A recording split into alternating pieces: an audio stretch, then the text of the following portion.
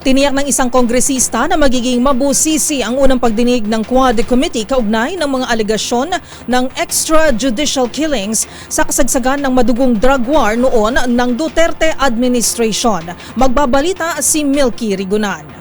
Susuriing mabuti ng Quad Committee ang lahat ng mga impormasyon na ibabahagi sa unang hearing ng komite na ginaganap dito sa Bacolor, Pampanga. Ito ang tiniyak ni Surigao del Norte Representative Robert Ace Barbers, chairman ng House Committee on Dangerous Drugs, kung saan bukod sa EJ case ay imbestigahan din ang mga alegasyon ng iligal na droga at pogo na naging ugat ng iba't ibang mga krimen sa bansa.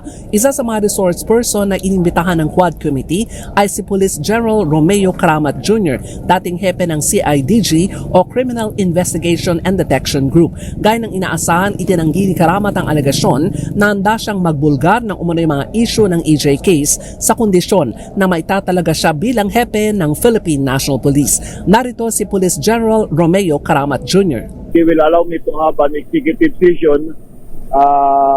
Mas gugustuhin ko pa para at least hindi na mas lalong lumala ang problema sa ating bansa.